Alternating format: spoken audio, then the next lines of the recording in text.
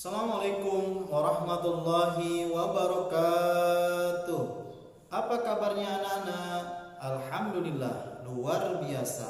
Allahu Akbar. Yes, oke. Anak-anakku yang dirahmati Allah Subhanahu wa taala, kelas 1 yang Papa Oji sayangi. Hari ini kita akan belajar kembali di pelajaran agama, yaitu pelajaran keempat yang berjudul Bersuci Itu Sehat. Baik anak-anak, sebelum kita mulai, mari kita sama-sama membaca doa. Bismillahirrahmanirrahim. Rabbi zidni ilman warzuqni fahman. Ya Allah, tambahkanlah ilmuku dan berilah kepahaman bagiku. Amin. Anak-anakku yang dirahmati Allah Subhanahu wa taala, di pelajaran keempat ini yang berjudul Bersuci Itu Sehat, Papa Oji akan membahasnya dengan kalian semua ya. Yang pertama yaitu adalah bersuci ya. Bersuci artinya adalah menghilangkan kotoran, baik itu dari badan, kemudian dari pakaian dan juga tempat Nah, bersuci dari pakaian. Kalau pakaian kita kotor, kita harus cuci ya. Tentunya bersuci ini harus menggunakan air ya. Karena alat yang paling baik untuk bersuci adalah air.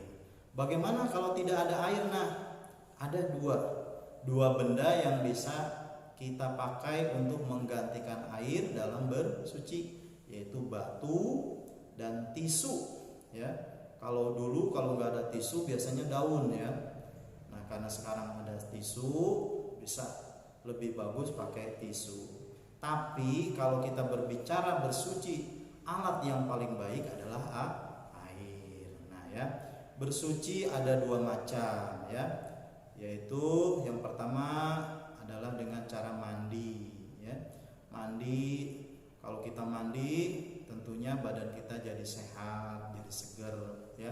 Karena mandi itu idealnya bagi kita sehari berapa kali 2 kali ya. Jangan lupa ketika kita mandi harus pakai sabun, terus juga gosok gigi pakai sampo. Semuanya diguyur dengan air ya. Air kita basuh ke badan kita ratakan sehingga badan kita jadi bersih. Kemudian bersuci yaitu dengan istinja. Istinja, tahu istinja? Nah, kalau kita buang air kecil, buang air besar, istinja itu membersihkan kotoran ya, baik yang ada di dubur ataupun kubul ya. Nah, ini yang perlu kita ketahui ya, yaitu bersuci dari kotoran kecil dan kotoran besar ya, atau yaitu pipis misalkan ya, atau buang air besar. Nah, itu harus menggunakan air. Nah, kalau tidak ada air ya pakai batu atau pakai tisu ya. Nah ya, yang selanjutnya adalah hidup bersih. Nah, hidup bersih ini penting buat kita ya karena bersih itu adalah sehat ya. Kebersihan sebagian daripada iman. Selain kita membersihkan diri kita sendiri, pakaian kita, badan kita, tempat kita, juga sekeliling kita ya. Semua harus bersih, rumah harus bersih, kamar mandi harus bersih ya. Sekitar kita, sekeliling kita semuanya juga harus bersih dari kotoran ya. Allah menyukai ya. Allah menyukai keindahan dan kebersihan ya.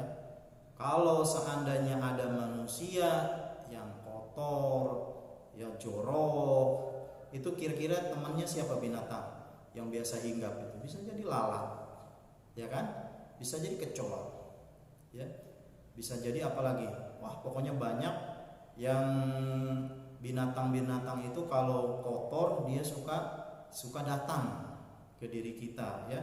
Kutu ya itu kalau rambut kita kotor, yang jadi penghuni rambut kita apa? Kutu ya kan.